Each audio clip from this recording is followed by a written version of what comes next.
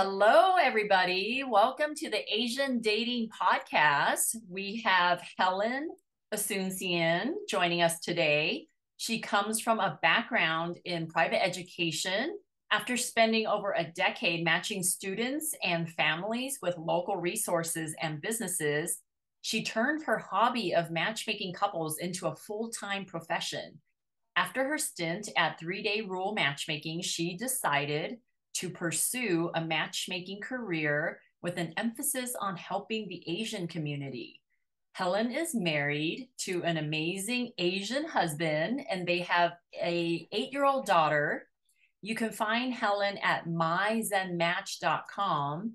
And Helen joined us last week, and I kind of invited her back so we can just talk about some things that's on our clients' minds and a couple of topics that came up as we were talking earlier before the podcast recording. We're talking about relationships and how some people are breaking up after they've been together during the pandemic, and now they realize, you might not be for me. So we talked about that a little bit, which is interesting. And then we're going to segue into talking about dating during the holidays, because as you know, Halloween's coming up, Thanksgiving, Christmas, New Year's, and of course, Valentine's Day.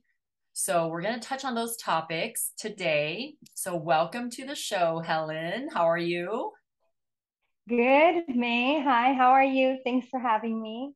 Sure, sure. I know before we started recording, we are just talking about people getting together. Actually, they've been together and then they've gone through the pandemic together, which was 2.5, 3 years. And then now it seems like you have some friends and clients that are breaking up. So tell me a little bit about that. Well, I mean, you have to wonder, what would have happened if not for the pandemic? Would we have stayed together this long? Because certainly I think, when you can only be with the people that you're living with, people weren't excited about bringing that number down. So if you were living with a significant other during the pandemic, you probably weren't going to move out. Right, right. Yeah. Yeah, I think it was like a blessing for all the people that were already in relationships or living together and just going through the last, 2.5, 3 years. They were lucky, right? They weren't by themselves. They weren't lonely. They weren't bored. I mean, yes, you still had to work at home and do stuff at home, but you're actually really lucky to have had a partner or a friend, a roommate to share that time with. But I wonder, Mhm. did a lot of these couples realize, you are tougher to live with than I thought you'd be? So now are they breaking up? Is that why? Like they just realized they weren't as compatible as they could have been because they were kind of forced to be together, and then now they're like, I'm not really that into you now. Is that what's going on? Hard to say. I think in some cases, couples will grow apart, and especially if they're not committed. So, if a relationship hasn't gone from dating to marriage to becoming engaged or getting married, and it was hard to grow apart during the pandemic because we weren't going anywhere. Mhm. So now that people have some of their freedom back, I think that growth that's been put on pause has led to some couples growing apart. Okay, okay. So what advice are you giving to these people that are potentially breaking up or have already broken up? Like what kind of advice are you giving them? Dating advice.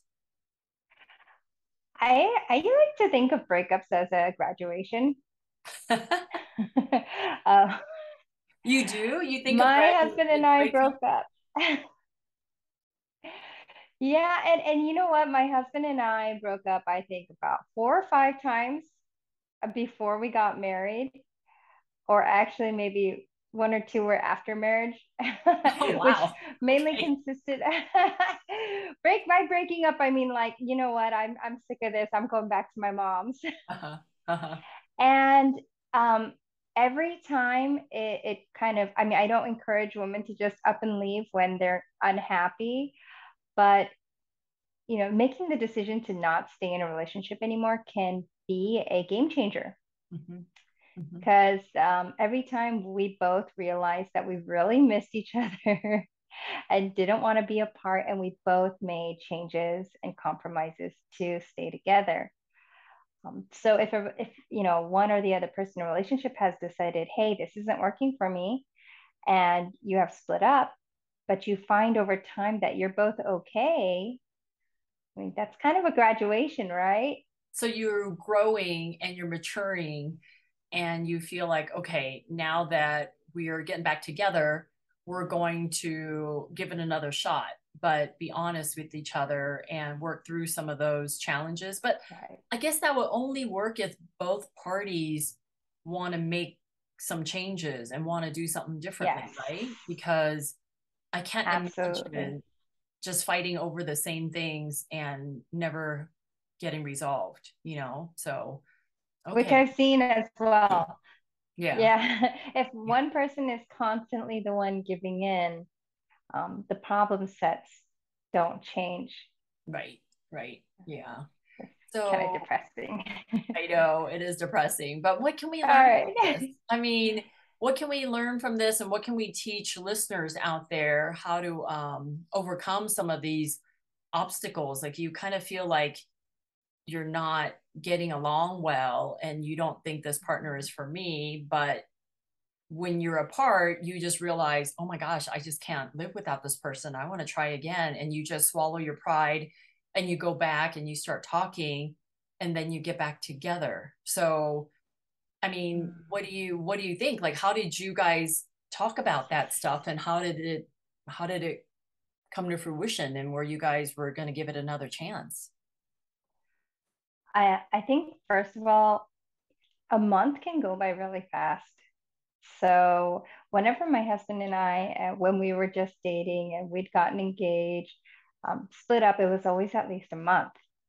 And it was a month of us just doing our thing, not going out and being crazy and saying, I'm single now, but Right. just, you know, going through life and doing a lot of introspection and thinking. So, a month is a long time to think and not that long in the scheme of things when you've been with someone for years. True. So True. I do recommend giving it enough time. And I'm lucky in that every time we had like a relationship crisis like that, my husband was the one to come knocking. He'd come knocking on my mom's door at like 4 a.m. or What if he in the didn't? What middle if he of the didn't? day. What if he didn't come knocking on the door at 4 a.m.? Would you have gone to him after a month and say, "Hey, you know what? I want to give it another go." At this point and at this age, I think I would, because we've been together for so long, and that, pride isn't as much, not of an issue, but yeah, I mean, I have other things to keep my pride about than Okay. whether I apologized first. Right. Yeah. But fortunately, he is the type to hunt me down and say, hey, Okay. hey, I want to talk. Yeah. He has this trick. He knows I love music Uh-huh. and I love new music. So he will, try to talk. And of course, I'm doing the womanly shutdown. We're like, oh, I don't want to hear it. Uh-huh. I'm not, it's all you. I'm not discussing it. And then he'll pull out his phone and say, I found a good new song. You want to hear it? So that's like your thing. And he'll just play it for me. And then he'll be like, there's another one, and 3 songs later, I don't remember what I was angry about because we're having fun again. Right. Right. When you say this age, how old are you? Next year I'll be the big 40. Okay. Yeah. Okay. I'm almost So 40, 39. Yeah. okay. Well, you're in your 20s, because Asian Thank women look you. young. So that's another reason why I think everyone should date Asian women because they look young and they could look 20 when they're in their 40s. Like you could totally pass like you're someone in your 20s. Like, yeah. Anyway, you're Oh, very thank lucky. You're very you. lucky. Okay. Well, mate, you So just had a birthday. yes, I just turned 50, the big 50. So I'm like a whole 10 years older than you. But And yeah, you don't look it. Yeah. like when my husband and I fight, I feel like I'm always the one saying, "Okay, I'm sorry." But then he feels like I never say I'm sorry. So I guess the point of the Oh. story is even though you feel like you're the one who's always saying I'm sorry, you're probably Mhm. not, or at least your partner doesn't think so. So there's never anything wrong with over communicating, I think, in any relationship. Yes. And there's also nothing wrong with apologizing more than you think is necessary. I feel like if you want to end any fight, whether you're wrong or he's wrong, and like you said, you don't even remember what you were fighting about after 3 songs. It's kind of like who cares who was wrong or who's not if you've made that commitment to be with that person and know that breakup is not an option. Like when you're fighting, you're not always talking about breaking up. And when you're fighting, hopefully you're not always talking about getting a divorce because you're almost ruining your relationship by saying those 2 words, breaking up and divorce. So I just feel like you can never go wrong with apologizing to your partner, even though you don't think you did anything wrong. Like if you just want to end the fight, I feel like just apologize. And and not hold a grudge. I feel like some people just hold grudges and that's where things get really wrong, where one partner starts ignoring the other person and it's like emotional punishment or it's like that's so Mhm. mean to like ignore a partner. I mean, yeah, I mean, I know couples have rules that they say, well, don't go to bed angry and stuff like that. I mean, sometimes you do go to bed angry and sometimes you do need that time apart and just to regroup and think about what's truly important. And maybe you go to bed angry and you wake up the next morning, you forgot you were mad and then you just make up. So I don't know. I just feel like as I'm getting older, 50, and being in a relationship for what I think we're going on 14 years now. We've been married 5 years, or actually 15 years.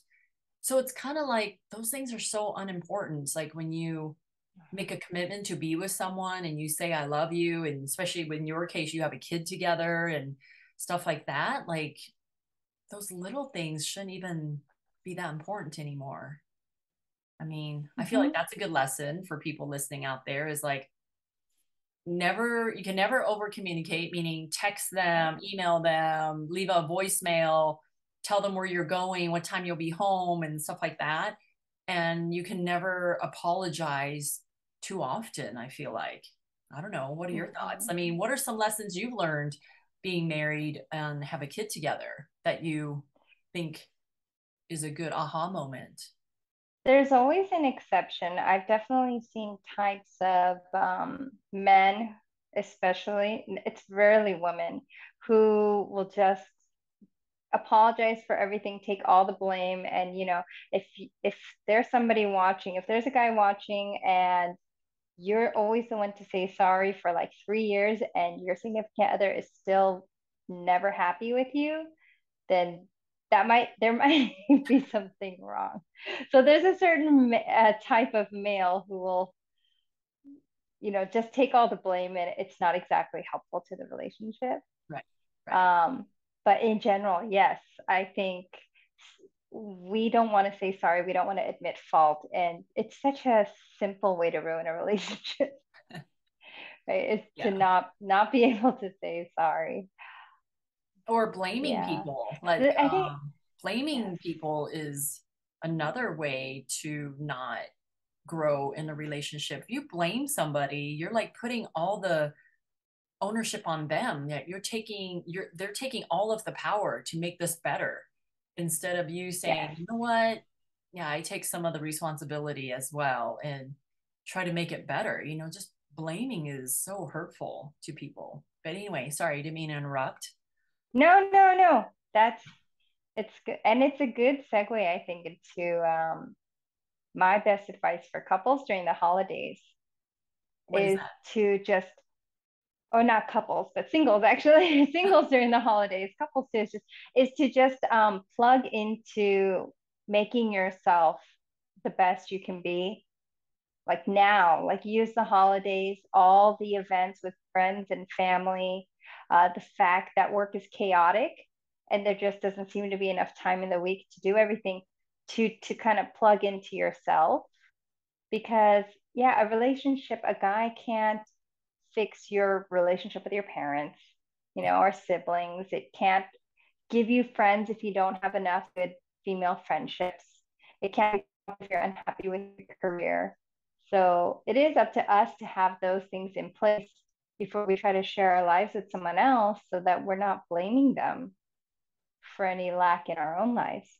I wonder what men think of women when the person they're dating, she has no girlfriends. Like, is that even a red flag? Like, how would a guy feel? And guys can comment on this in the video below or whatever. Is like, how do guys feel when they're dating a woman who has no girlfriends?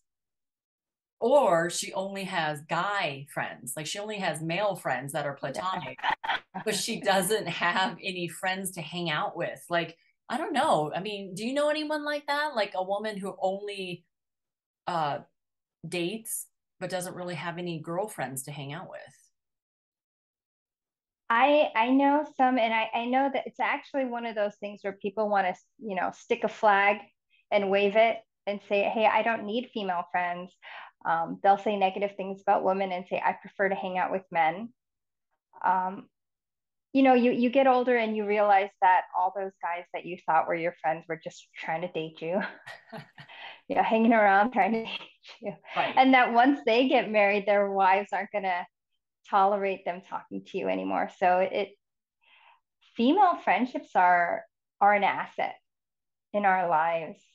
They're, a source of strength and wisdom and confidence. And if you're missing out on that, I think I would be worried.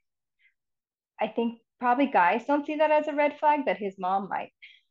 Right, right. Yeah. Yeah, I do know this one female friend, and she doesn't have a lot of close girlfriends and not even make the effort to obtain girlfriends. Like you don't have any room or any place to bounce ideas off of, whether it's marriage advice or dating advice or, life advice. I feel Mhm. like if you don't have someone to let go of some of that stuff that you can talk to, you just keep it bottled up, and I'm sure it's unhealthy, right? So I don't know. I get weirded out when I meet somebody who says all my friends are guys, and I'm like, they probably just want to sleep with you. Like Right. they're not looking for girlfriends. So I agree with you. Like that's a red flag. I feel like there's so many women, 50% or 55% of the world are female, and you don't have any friends. Like, are you just a mean person, or are you just evil, or why Usually don't you? I found that they're lacking in the social skills for getting along with women. And if you're hanging out with a bunch of guys, you're being indulged. Mhm. They are listening to you. They are letting you have your say. You don't have to wait your turn. You don't have to pass over the spotlight. You're the little queen bee. Mhm. Mhm. So if you get used to that, it can be hard to give that up and join a group of just three or four, or like a larger group of women, seven or the girls. Yeah. Yeah. Yeah, Yeah. that's always interesting. When you said, well, you could be friends with these guys, but once the guys get married, their wives aren't going to want you to keep talking to him. And Yeah. that's true. Like that reminds me of another topic where if you're in a relationship now, and do you need to keep talking to your ex-boyfriends? You know, yes, you should probably keep talking to your ex-husband if you guys have kids together that you're boyfriends with. Right. But do you need to stay in touch with all your ex-girlfriends or ex-boyfriends? Like, and is that disrespectful to your current spouse or current partner? I mean, what are your thoughts on that? Like, are you friends with a lot of ex-boyfriends, and how does your husband feel about that? Oh, I would never. Um, Gosh. First of all, because I think I'm like a lot of other people I know where you do date the same type of person. So every major relationship I've been in, the ex-boyfriend has something in common with my husband, where if you line them up, you'll see the progression of how I got to my husband. Right. And in the same respect, if you see the woman that they ended up marrying, you'll see that the women are similar to me as well. So I don't know why anyone would want to keep, multiple versions of the same person in their world. That would be like, hey, I've got my wife and then I've got four previous versions of her that I've dated and I'm still going to talk to them. I don't think that's necessary at all. Right. I've never heard of it explained that way, but no, you're right. I mean, you usually kind of have a same type of person that you're attracted to looks wise or personality wise or work industry wise, right? Like you like the architects or you like the lawyer type or doctor type. So you're right. Like why would you want to keep your ex around? And I wouldn't want my husband's ex-girlfriends to still be friends with him. Like, yeah, I think that's a respect thing. I think it's a mutual respect thing. And yeah, I mean, at least for me, that's yeah, I'm not friends with any of my ex-boyfriends, and I don't feel like he should be friends with any of his ex-girlfriends or, friends on Facebook, that's fine. Or you see each other at, functions every now and then if you go to a high school reunion or things like that, I get. Right. But there's no way and no reason why you need to seek them out to still be friends with them when there's like so many other people in the world, right? So, Mm-hmm. yeah, I Yeah. agree. I agree. Um, Helen, you mentioned dating during the holidays, and you mentioned how uh, this is a good time to work on yourself and to be comfortable Mm-hmm. with yourself and things like that. And I know people hear this advice all the time about if you're invited to any parties during the holidays, you should go, right? We always hear that, right? But do people really do it? And do people get annoyed hearing dating advice from matchmakers or date coaches about that same thing? Well, there's some reason why we keep repeating it because it works and you should do it, right? The more you hear it, you're like, oh, yeah, I should do that. So for this coming holidays, if you get invited to a what do you call it, friend Thanksgiving or something, where people just invite friends over, Friendsgiving. Friendsgiving, Uh-huh. or even like if someone invites you to their family's Thanksgiving, just go. I mean, it doesn't hurt to meet new people, and people are a lot friendlier during the holidays, right? So it's Mm-hmm. like the perfect time to go out. What are your thoughts Yeah, on dating during the holidays? for sure. Sitting alone at home or at a bar is the worst use of the holidays. People are cooking, they're sharing. Everybody's a little emotionally vulnerable, not just single people. So just get in there and muck around with everybody you know. Yeah, I agree. And it's also like a good time to, I mean, if you cook or something and have a special recipe, it's a good time to make it your specialty and to own it, right? And to show everybody that you can cook. And I think as we get older, men want women who can cook. Like they want women who can make a special dish. They want women to cook for them. Like that's also a sign of intimacy and special connection. So it's great. If you know how to cook, ladies, I would just brag about it, bake cookies, make your special entree, show it off, even if you're not supposed to bring something Yeah. to a dinner party or you're supposed to bring something. That's like the best time to show your special dating and life skills. So I like that idea. Like if I was single, that's what I would do. Go around bragging about these great cookies I make or muffins or and then share it with a cute guy at a dinner party or something like that. Like just be friendly and kind and nice. That's really the way to go. What else? What else do you have to add? Stay offline. What?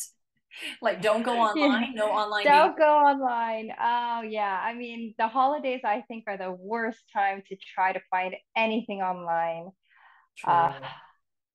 Yeah. it really brings the crazy out in people. I think there's just no need to expose yourself to that. I'm not against online dating in general. Um, I might be, to be honest. I might be. I understand that people want to do it and they will do it. But especially during the holidays, I feel like you want to try to avoid things that are going to make you feel worse. Okay. Oh, I see. So you're saying Yeah. don't do online dating because it's going to depress you. So just try Yeah. to get through the holidays, go to as many parties as you can, but just stay offline because you think Yes. meeting people online during the holidays might not necessarily be good for long term because they're busy with their holiday plans and you're busy with yours, and it's hard to make that connection. Is that kind of the thing too? There are a lot of bad people online, male and females. Yeah. There are a lot of people out there who are looking for a way to either use you or using the platform to get rid of some of their issues or Mm-hmm. just find somebody to be rude to or be offensive to or and I feel like during the holidays they'll probably be out in full force trying to spread their misery, and just don't put yourself in their line of sight. You Okay. know, Okay. yeah, go Got out in person where you can see somebody negative and awful coming from a mile away, right? it. Okay, those are good holiday dating tips. But yeah, okay. Well, thank you for spreading some holiday cheer, Helen, on the show.